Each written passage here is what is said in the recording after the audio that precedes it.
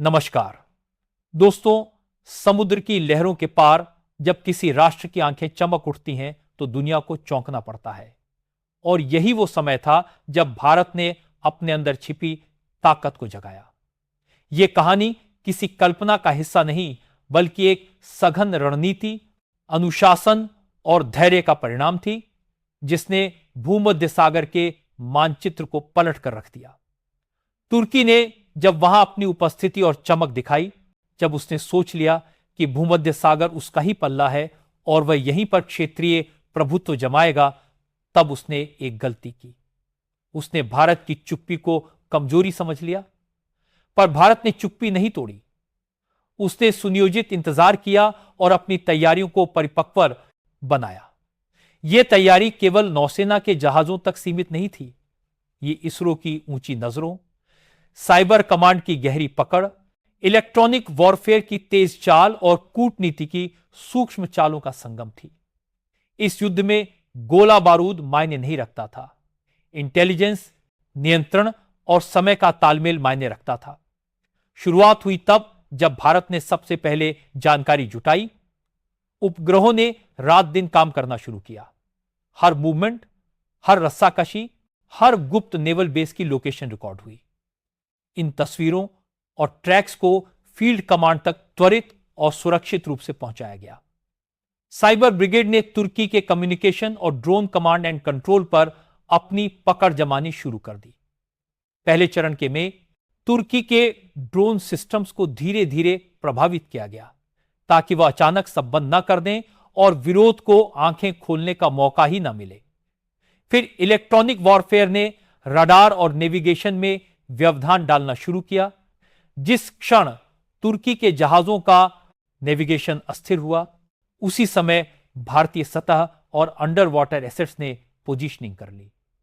यह सब कुछ इतनी शांति और सटीकता से हुआ कि कोई बड़ा विस्फोट नहीं, बल्कि गूढ़ नियंत्रण स्थापित हुआ। तुर्की के जहाज जहां एक ओर समुद्र की लहरों में तैर रहे थे, वहीं दूसरी ओर उनकी आत्मा में अनजान सी खौफ बैठ गया। भारतीय रणनीति ने दुश्मन के निर्णय लेने की क्षमता को पहले ही खराब कर दिया था। भ्रम और गलत सूचनाओं के जाल के बीच तुर्की के कमांडर बेमुसद्दे दिखने लगे, और इसी भ्रम से भारत ने पूरा फायदा उठाया। रात के सन्नाटों में विशेष ऑपरेशनों ने पानी के भीतर जाकर कम्युनिकेशन नोड्स और सेंसरों को निष्क्रिय किया। यह हमला नहीं था, यह बुद्धिमत्ता थी। यह विनाश नहीं था, यह बेअसर करना था। और फिर वह क्षण आया जिसे इतिहास दर्ज करेगा। भारतीय नौसेना ने 2 तुर्की युद्धपोतों को काबू में कर लिया। जहाजों पर भारतीय झंडे लहरा दिए गए और तुर्की के सैनिकों को सुरक्षित तरीके से बंदी बनाया गया। यह विजय क्षण केवल सामरिक सफलता नहीं था, यह मनुष्यता का भी परिचायक था।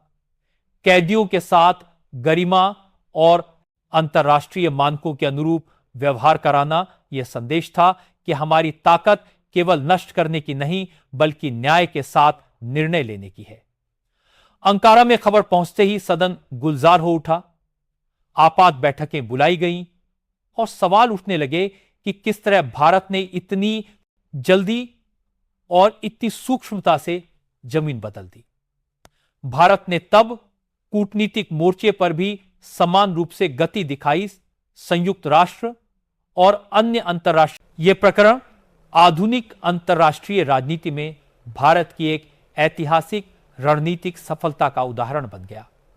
जब तुर्की की आक्रामक नीतियों और गुप्त गतिविधियों ने क्षेत्रीय संतुलन को चुनौती दी, तब भारत ने केवल प्रतिक्रिया नहीं दी, उसने एक समग्र बहुआयामी रणनीति लागू की। इसमें सैन्य शक्ति के साथ साथ समुद्री निगरानी, साइबर सुरक्षा, अंतरिक्ष तकनीक और कूटनीतिक दबाव सभी शामिल थे। तुर्की पर लगाए गए शर्तें उसके लिए असहज थीं, क्योंकि उन्हें मानने से उसकी आर्थिक और सामरिक स्वतंत्रता सीमित हो जाती। पर यदि वह इन्हें न मानता, तो अंतर्राष्ट्रीय अलगाव और बढ़ता जोखिम उसकी स्थिति को और कमजोर कर देता। भारत ने अपनी तैयारियों और अंतर्राष्ट्रीय मंचों पर प्रस्तुत ठोस साक्ष्यों के माध्यम से तुर्की के संभावित समर्थकों को भी पीछे हटने पर मजबूर कर दिया। भारत की साइबर इकाइयों ने विशेष सतर्कता बरतते हुए उन गुप्त अभियानों को विफल कर दिया जो भारत को अस्थिर करने के उद्देश्य से तैयार किए गए थे। परिणाम स्वरूप किसी भी तरह की हिंसक या भड़काऊ गतिविधि शुरू होने से पहले ही नियंत्रण में ले ली गई। यह केवल एक सैन्य सफलता नहीं थी, बल्कि आधुनिक सूचना युद्ध में भारत की श्रेष्ठता का भी परिचायक थी। भारत ने तुर्की पर कोई अपमानजनक शर्त नहीं रखी, बल्कि ऐसे बिंदु प्रस्तावित किए जो भविष्य में क्षेत्रीय शांति और स्थिरता को सुनिश्चित करें। तुर्की की नौसेना को अपने कई ऑपरेशनों को सीमित करना पड़ा और कुछ नौसैनिक ठिकाने बंद करने के लिए भी सहमति देनी पड़ी। भारत ने यह सुनिश्चित किया कि इन समझौतों का पालन अंतर्राष्ट्रीय निगरानी के तहत हो, ताकि भविष्य में किसी भी धोखाधड़ी या गुप्त तैयारी की संभावना न रहे। विश्व समुदाय ने देखा कि भारत की यह जीत केवल गोला बारूद या जमीनी कब्जे की नहीं थी। यह एक ऐसी रणनीतिक विजय थी जिसमें सूचना नियंत्रण, कानूनी वैधता और वैश्विक साझेदारी का संतुलित उपयोग हुआ। भारत ने यह स्पष्ट कर दिया कि जब समुद्री मार्गों, ऊर्जा सुरक्षा और वैश्विक व्यापार की बात आती है तो उसे अनदेखा नहीं किया जा सकता। इसके बाद भारत ने अपनी सफलता का उपयोग करते हुए एक बड़ा प्रस्ताव रखा, एक अंतर्राष्ट्रीय फ्रेमवर्क जो समुद्री संसाधनों के वितरण, अवैध ड्रिलिंग और सैन्य नियंत्रण जैसी गतिविधियों को नियंत्रित करे।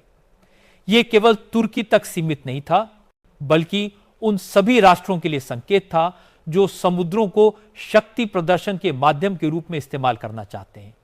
भारत ने कहा कि समुद्र और उसके संसाधन सार्वभौमिक संपत्ति हैं जिन पर किसी एक राष्ट्र का अधिकार नहीं हो सकता। समझौते के बाद भी भारत ने अपनी निगरानी प्रणालियों को सक्रिय रखा। ब्लॉकेड और तकनीकी ट्रैकिंग के जरिए यह सुनिश्चित किया गया कि तुर्की अपने व्यवहार में वास्तविक बदलाव कर रहा है। साथ ही भारत ने उन देशों के साथ संबंधों को और गहरा किया जो तुर्की की नीतियों से प्रभावित हुए थे। समय के साथ तुर्की की अर्थव्यवस्था में सुधार तो हुआ, पर उसकी राजनीतिक साख और अंतर्राष्ट्रीय विश्वसनीयता को गहरा आघात पहुंचा। इस घटना से दुनिया ने यह सीखा कि यदि कोई राष्ट्र अंतर्राष्ट्रीय नियमों और पारदर्शिता का उल्लंघन करेगा तो उसे भारी कीमत चुकानी होगी। भारत ने केवल युद्ध नहीं जीता, उसने नैतिक, कानूनी और तकनीकी स्तर पर भी विजय प्राप्त की।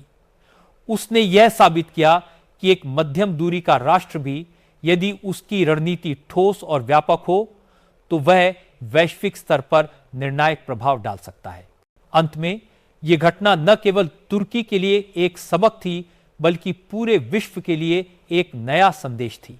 अब समुद्र केवल पानी का विस्तार नहीं, बल्कि शक्ति, नियम और जिम्मेदारी का प्रतीक है। और जब भी कोई देश इस शक्ति का दुरुपयोग करने की कोशिश करेगा, उसे याद रखना चाहिए कि भारत जैसी महाशक्ति का धैर्य सीमित हो सकता है, पर उसका प्रहार महासागर की लहरों की तरह अनवरत, गूंजता और अजेय होगा। जय हिंद।